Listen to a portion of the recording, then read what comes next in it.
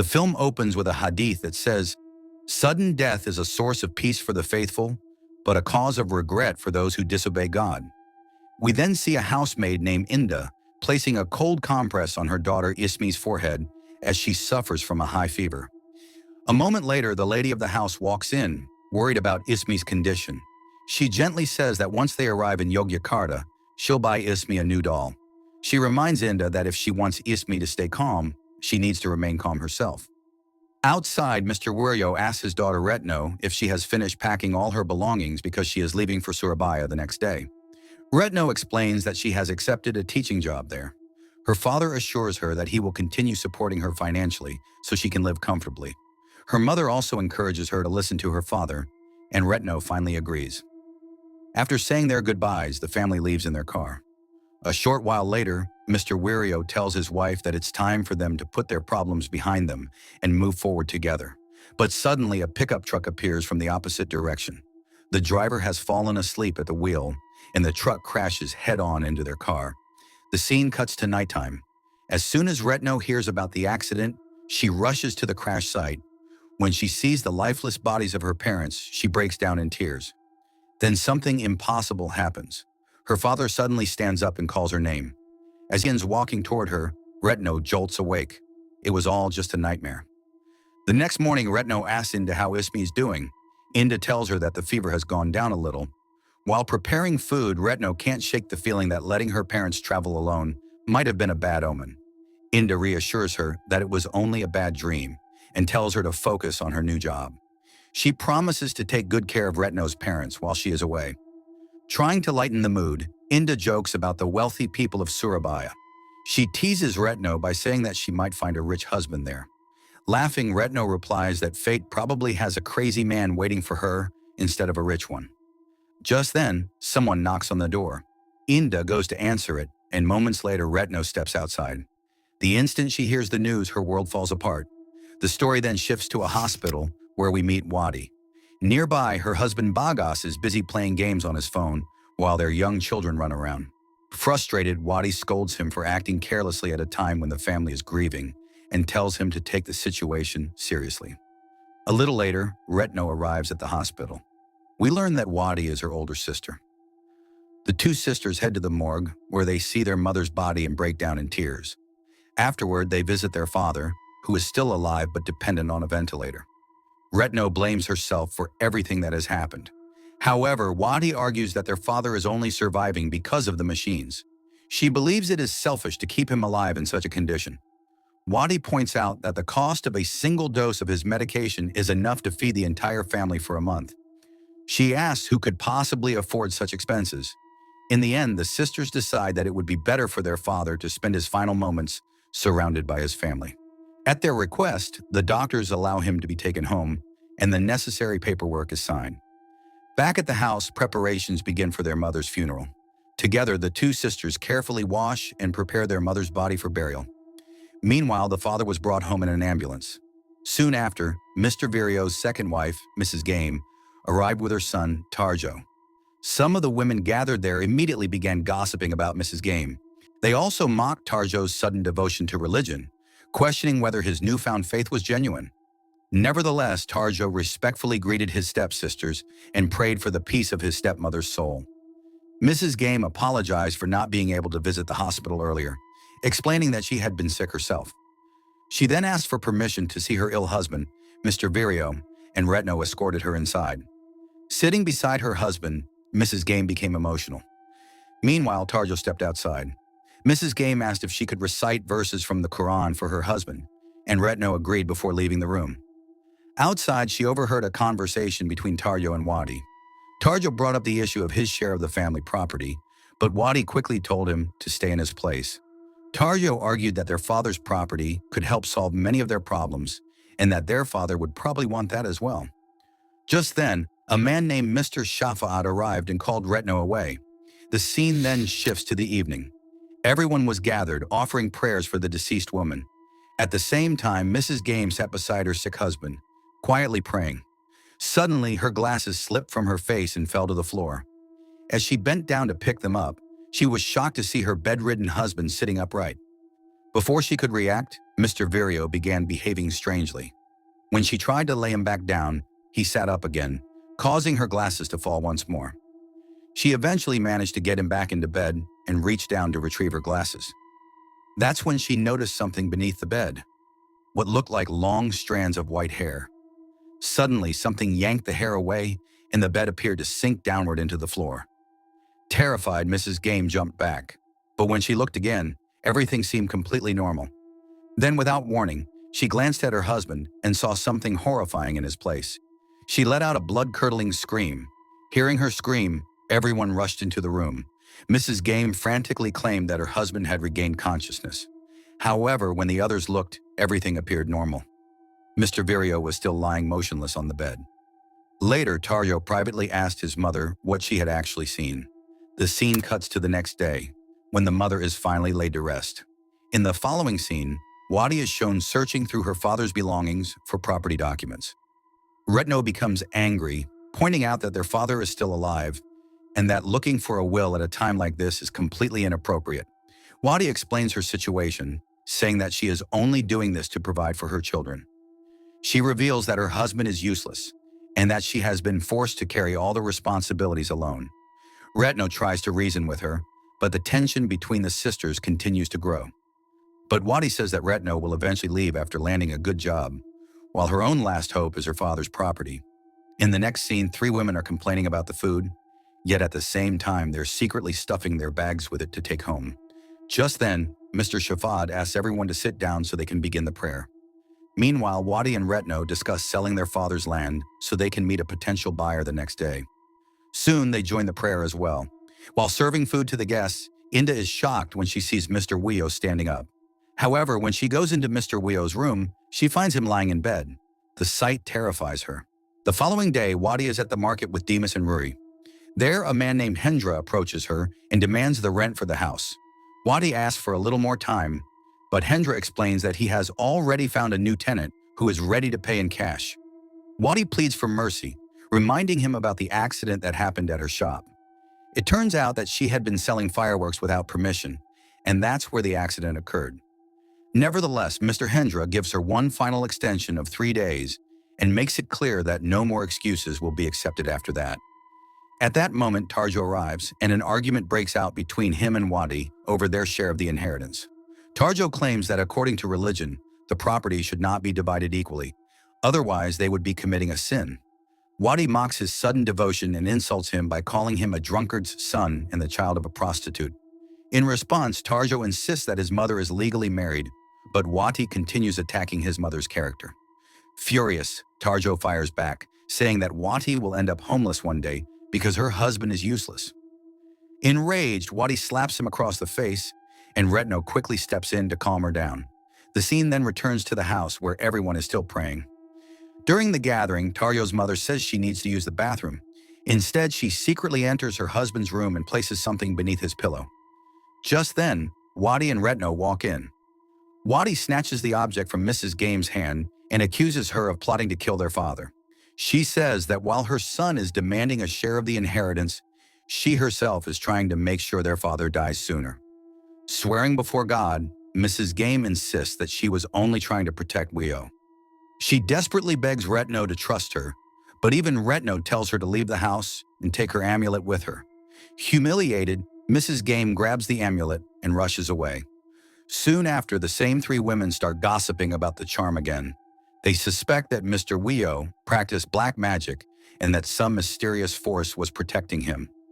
Mr. Shafad overhears them and immediately scolds the women, reminding them that this is a time of mourning and telling them to stop spreading such rumors. Then Wadi apologizes to everyone and asks them to restart the prayer.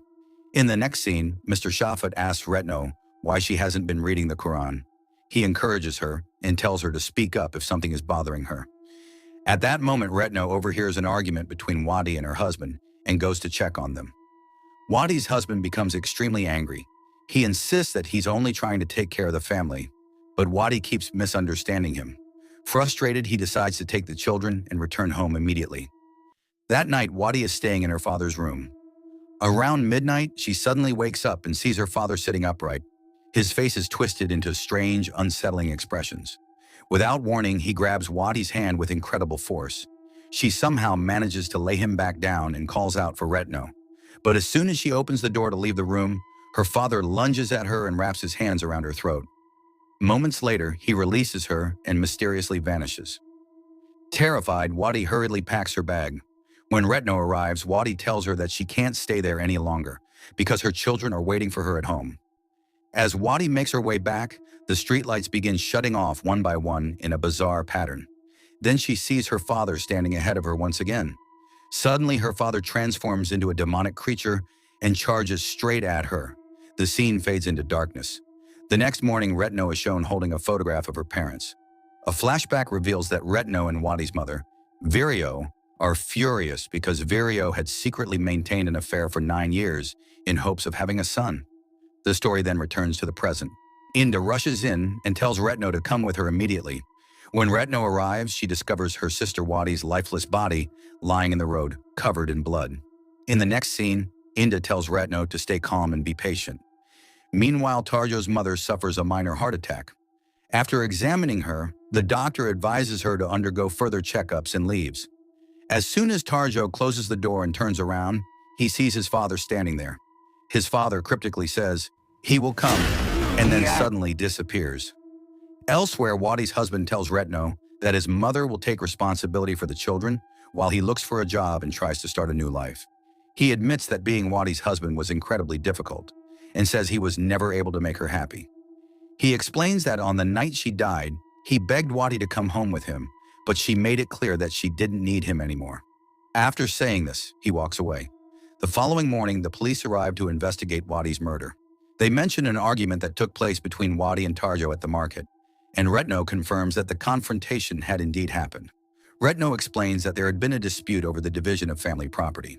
When the police ask about Tarjo's threat, Retno admits that he had warned them, saying, "You'll definitely pay for this one day." In the next scene, the police arrive at Tarjo's house. They show him a search warrant and begin searching the property. Seeing this, Tarjo's mother becomes frightened. Tarjo insists that the police won't find anything there. However, the officers soon discover a blood-stained knife. Tarjo is immediately arrested, but he keeps shouting that the knife doesn't belong to him and that he's being arrested without any real evidence. The police tell Tarjo's mother that they are simply doing their job and that Tarjo must come with them. Suddenly, Tarjo breaks free from the officers and tries to escape. The police immediately chase after him. While running through the marketplace, Inda spots him. Tarjo eventually manages to hide deep inside the forest. Police teams spread out in different directions to search for him. After the officers leave the area, Tarjo emerges from a river and makes his way to an abandoned factory in the woods, where he changes his clothes. Meanwhile, Tarjo's sick mother, Mrs. Game, visits Retno's house. She tries to convince Retno that Tarjo could never harm Wati because they shared the same father, and Tarjo had always respected her deeply. Retno replies that the matter is now in the hands of the police. Retno then asks Mrs. Game what she was holding on the night of the prayer ritual. Mrs. Game reveals that Retno's father carried a protective jinn inside him. According to him, this spirit would one day bring him immense suffering. That's why she had brought an amulet, to drive the jinn away so he could die in peace. Back at the factory, Tarjo sits alone when he suddenly hears someone passing nearby. He gets up to investigate, but the path ahead is blocked. Then he notices a figure on the other side repeatedly smashing its head against the surface. When Tarjo calls out, the figure begins slamming its head even faster. Without warning, the terrifying figure twists upside down and suddenly appears right in front of Tarjo. Terrified, he turns and runs. But then he hears his father's voice calling his name. Tarjo stops and begins searching for him. That's when the long-haired jinn silently appears behind him. Tarjo somehow manages to escape, but he injures his leg in the process and can't get very far. Moments later, a demonic creature crawls out from a pile of grass and slowly advances toward him. Just as the creature is about to reach him, Inda arrives and the jinn instantly vanishes. The scene then cuts to Retno. She wakes up after hearing her father's voice. When she enters his room, she finds him writhing in agony, begging for death. Retno tries to comfort him and promises that she will take him to the hospital the next day. But her father refuses and asks only for a peaceful death. Retno realizes that her father's condition has become extremely critical. She tries to recite the kalima for him one last time. Just then, Ismi suddenly screams. When Retno rushes over to her, Ismi says she had a nightmare in which she saw Retno die. Retno hugs her and reassures her that she is alive and safe. As Retno starts heading back to her father's room, the lights suddenly go out. Terrified, Ismi begs her not to leave, so Retno lies down beside her. But then, the real Ismi suddenly walks into the room and asks Retno what she is doing there. At that moment, Retno realizes that she had been lying next to the jinn the entire time. Just then, Inda arrives carrying a lamp. Ismi faints, and the jinn release Retno. Inda wakes Ismi up, and she suddenly sits up screaming in agony. She writhes in pain, and we notice a strange wound on her back. In the next scene, Retno tells Mr. Shafat why she stopped reading the Quran. She explains that after her father remarried, their family's life changed completely, especially her mother's. She questions why Allah allowed such suffering to happen to them when they had always prayed regularly and recited the Quran faithfully. Because of that anger and resentment, she abandoned her worship.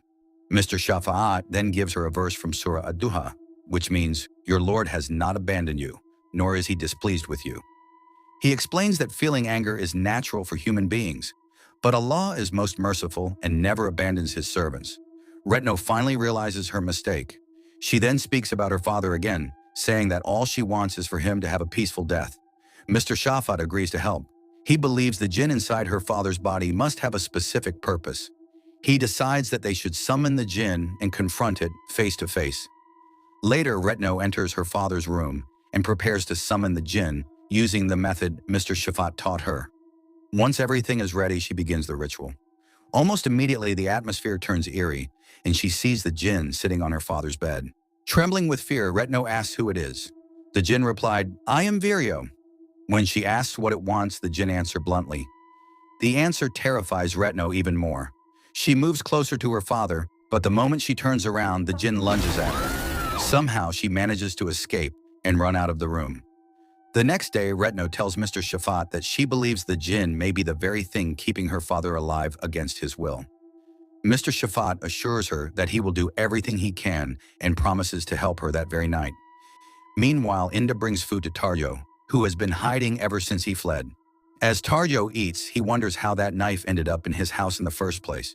He soon realizes that someone deliberately framed him. Convinced that a conspiracy is unfolding against him, he decides to leave the village. At that moment, Inda apologizes to Tarjo. He asks why she seems so troubled and thanks her for helping him all this time. Then Inda finally confesses to her crime. A flashback reveals that on the night Wadi was running away after seeing Papa's jinn, Inda suddenly stabs her in the stomach with a knife. After the attack, Inda wraps the blood-soaked knife in paper and secretly hides it inside Tarjo's house. She admits that this was the only way she could think of to save her daughter. Furious after learning the truth, Tarjo grabs Inda by the throat and tries to frame her. But Inda had already poisoned his food earlier. Within minutes, Tarjo dies, while Inda takes the remaining food and leaves. In the next scene, Mrs. Game discovers Tarjo's body and breaks down in uncontrollable grief. That same night, Inda is staying with the sick Ismi when Retno arrives and tells them to remain inside the house. She explains that she and Mr. Shafat is about to perform a special prayer to ensure her father's peaceful passing. Mr. Shafat and Retno prepare to give Papa a sacred ritual washing. Hidden nearby, Inda secretly watches everything unfold. As a spiritual sign, Mr. Shafat places a glass of water beside the body and says that if the ritual succeeds, the water will disappear on its own. Retno begins pouring water over her father, while Mr. Shafat recites prayers. Suddenly, Papa's body starts moving in a disturbing way. At that exact moment, Ismi lets out a terrifying scream. Inda rushes to comfort her. Meanwhile, Retno's father's body begins levitating into the air. Mr. Shafat orders Retno not to stop pouring water under any circumstances. The water level in the glass slowly starts dropping by itself. At the same time, blood begins flowing from Ismi's wound, and she collapses unconscious. Once the ritual is completed, Mr. Shafat announces that they have succeeded. But at that very moment, Inda suddenly attacks. Seeing her coming, Mr. Shafat pushes Retno out of the way, causing the knife to plunge into his own stomach instead. Shocked and furious, Retno demands to know why Inda is doing all this. Inda reveals that everything she has done was for one reason: to save her daughter Ismi. A flashback shows Viryo's first wife angrily confronting him.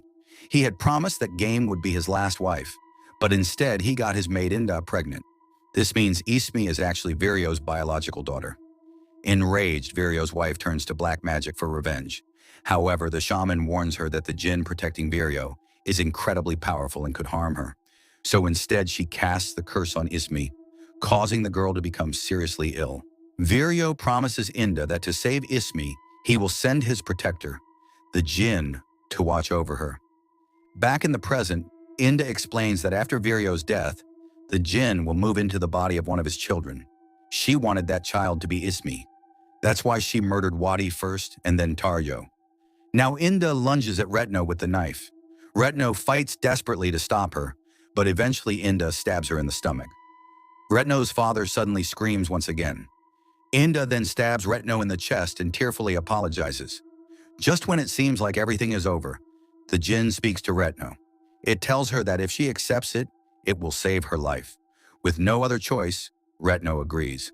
Moments later, she rises again in a horrifying form and attacks Inda. Terrified, Inda runs into a room and hides. Retno repeatedly slams her head against the door until it finally breaks open, and she storms inside. Retno grabs Inda and throws her across the room. Just as she is about to stab her, Ismi's scream echoes through the house. Retno immediately abandons the attack and rushes to Ismi.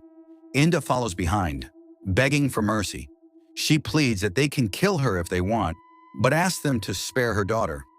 Retno tells Ismi that what comes next will be extremely painful, but it will cure her. Retno cuts open Ismi's hand and pulls out the object carrying the black magic curse. She then hands it over to the jinn. Afterward, Ismi walks over to Inda and tells her that she finally feels completely healthy. The jinn leaves Retno's body and disappears. And with that chilling revelation, the movie comes to an end. I hope you enjoyed the story. If you did, don't forget to subscribe to the channel.